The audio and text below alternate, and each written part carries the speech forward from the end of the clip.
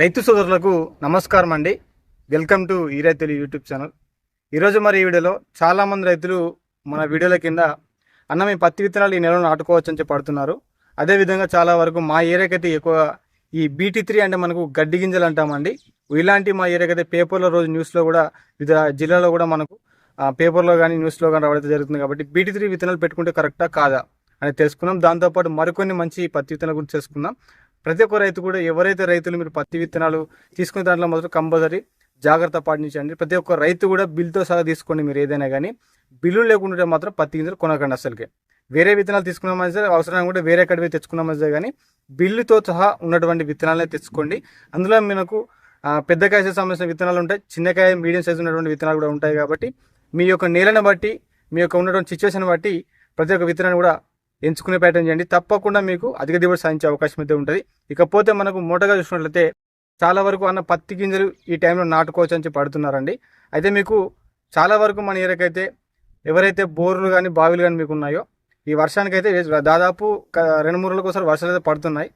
మీరు వర్షాలు పడుతున్నాయని చెప్పి నాటుకోవడం వల్ల మాత్రం బోర్లు బావులు ఉన్న వాళ్ళు మాత్రం మీరు ఆ తర్వాత స్ప్రింక్లర్లు పెట్టుకొని నీళ్లు కట్టుకోవడం వల్ల మాత్రం ప్రతి ఒక్క మొక్క మొలిసిన మొక్క కూడా మీకు చనిపోకుండా ఉండే అవకాశం అయితే ఉంటుంది.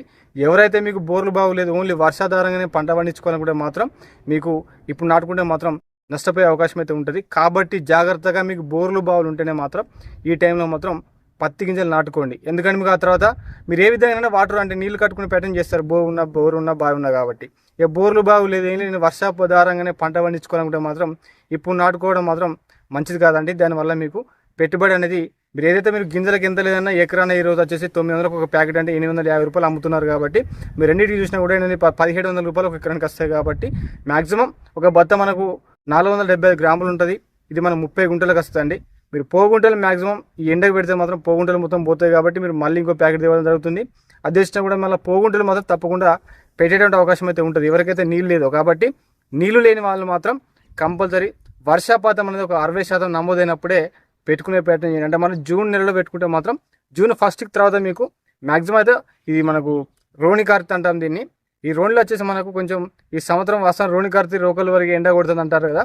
ఈ సంవత్సరం వాతావరణం చల్ల క్లైమేట్ బాగుంది కాబట్టి చెప్పలేం ఎప్పుడు వర్షాలు వస్తాయి ఎప్పుడు పోతాయి కూడా మన దగ్గర ఏముండదు. కాబట్టి ఎవరికైనా రైతులకు వర్షాధారంగా పంట పండి అనుకుంటే మాత్రం పత్తి గింజలు ఇప్పుడు నాటుకోకండి. మీరు మ్యాక్సిమం 56% మనకు వర్షపాతం నమోదైతేనే మీరు ఈ పత్తి విత్తనాలు నాటుకోవడం వల్ల పెట్టిన ప్రతి ఒక్క గింజ కూడా మొలకెత్తి మంచిగా నీకు ఆరోగ్యంగా పెరిగే అవకాశం అయితే ఉంటుంది. లేదనుకుంటే మాత్రం నాకు బోర్ ఉంది బాగుంది, ఆ తర్వాత నేను వర్షం పడకపోయినా కూడా నీళ్లు కట్టుకుంటుంటే మాత్రం మీరు వర్షాధారం ఎవరైతే ఆధారపడి లేని వాళ్ళు ఇప్పుడు వేసుకోవచ్చు, ఎలాంటి ప్రాబ్లమ్స్ లేదండి. కాకపోతే మరి ఈ వీడియో చూసిన ప్రతి ఒక్క రైతు కూడా వీడియోని మాత్రం స్కిప్ చేయకండి. మీకు BT3 పత్తి విత్తనం గురించి చెప్తాను. ప్రతి ఒక్క రైతు కూడా వీడియో చూస్తున్నా కానీ లైక్స్ మాత్రం చేయడం లేదు. ఈ వీడియో మీకు నచ్చినట్లయితే ఒక లైక్ చేయండి. ఇతరైతే కూడా నా వీడియో ఉపయోగపడుతుంటే మాత్రం షేర్ చేయండి. ఈ BT3 విషయానికి వస్తే చాలా వరకు ఉమ్మడి వరంగల్ జిల్లాలో చుట్టుపక్కల వివిధ జిల్లాలో కూడా పేపర్లో రోజు చూస్తున్నాం, డైలీ పేపర్లతో పాటు మనకు టీవీలో కూడా చూస్తున్నామండి. BT3 అసలు వచ్చేసి మనకు గవర్నమెంట్ అప్రూవల్ లేదండి. 1, 2, 3 3 ఉంటాయండి. దీన్ని మనం BT3 విత్తనం అంటాం. ఇది గడ్డి గింజలు అంటాం. మనం క్లియర్గా చెప్పాలంటే గడ్డి గింజ విత్తనాలు. ఎందుకంటే మనకు గ్లైకోసైట్ అనేది మనకు భూమికి హాని చేస్తుంది కాబట్టి గవర్నమెంట్ బ్యాన్ చేసింది. ఏదైతే మనకు ఈ BT3 విత్తనాలు ఉన్నాయో ఈ విత్తనాలు పెట్టుకొని మనం దానిపై నుంచి గ్లైకోసైట్ కొట్టినా కూడా మొక్కకి ఏం కాకుండా ఉంటుందండి.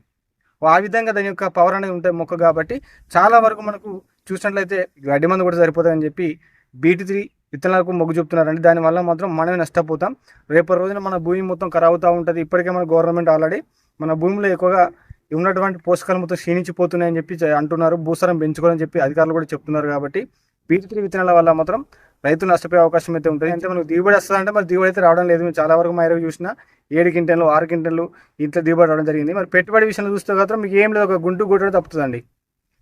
మన గడ్డి మందు కొట్టినా కూడా మొక్కలకి ఏం కాదు. కాబట్టి ప్రతిసారి గడ్డి పెరిగిన ప్రతిసారి కూడా గడ్డి మందు కొట్టడం వల్ల మాత్రం భూమికి మొత్తం మనం హాని చేసిన వాళ్ళు అవుతుంటాం, భూసారం మొత్తం తగ్గించుకునే వాళ్ళు అవుతాం. కాబట్టి BT3 విత్తనాలు అనేది గవర్నమెంట్ అప్రూవల్ లేదు. మీకు ఎక్కడైనా కనిపించినా కూడా మీ దగ్గర విలేజ్ అధికారి అయినా పర్లేదు, మండల అధికారి అయినా పర్లేదు, వ్యవసాయ అధికారులకు ఇన్ఫర్మేషన్ ఇవ్వండి, వాళ్ళు వచ్చి తీసుకొని ప్రయత్నం అయితే చేస్తారు. కాబట్టి కంపల్సరీ కూడా BT3 విత్తనాలు అయితే పెట్టుకోకండి రైతులు.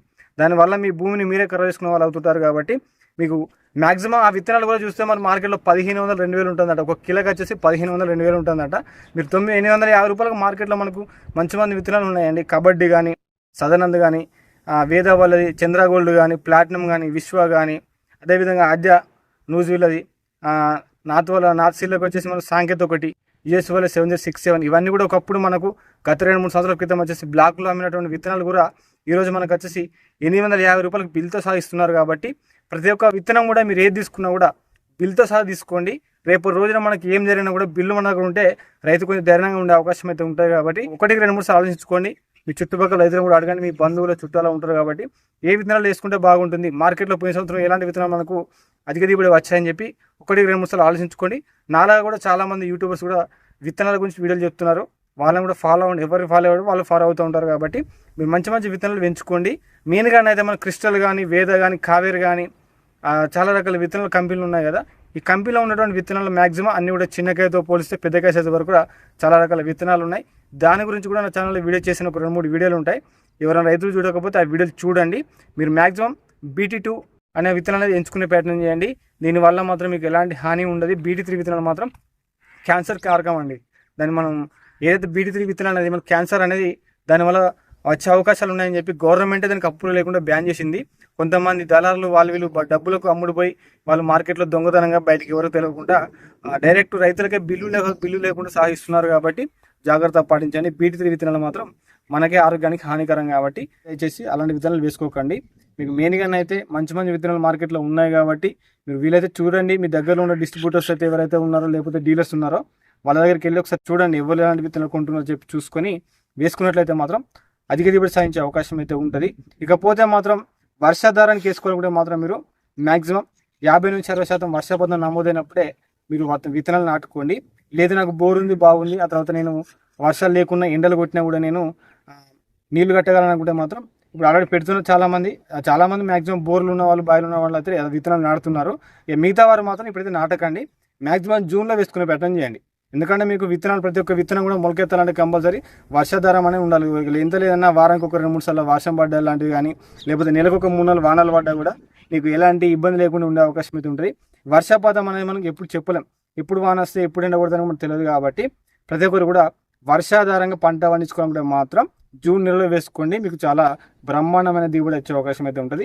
లేదు నాకు నీళ్లున్నాయి, బావి ఉంది, బోర్ ఉంది అనుకుంటే మాత్రం ఎప్పుడైనా మీరు వేసుకోవచ్చు. సరేనా? కాబట్టి ఈ వీడియో చూసిన ప్రతి ఒక్క రైతు కూడా ధన్యవాదాలు అండి. ఎవరైతే రైతులు నా ఛానల్ని కొత్తగా చూస్తున్నారైతే ఈ వీడియో కింద కామెంట్లో మీకు ఏమైనా డౌట్స్ ఉంటే అడగండి. దాంతోపాటు కొత్తగా చూసేవారు ప్రతి ఒక్కరు కూడా ఇంకా సబ్స్క్రైబ్ చేసుకోకపోతే సబ్స్క్రైబ్ చేసుకొని పక్కనే ఉన్నటువంటి బెల్ ఐకాన్ యాక్టివేషన్ చేసుకోండి. మరింత ఇతర సమాచారం కోసం కంపల్సరీ కామెంట్ చేయండి, రిప్లై ఇస్తాను. మరొక మంచి వీడియోతో మళ్ళీ కలుసుకున్నాం. అంతవరకు సెలవు. ధన్యవాదాలు. జై జవాన్, జై కిసాన్. Thank you.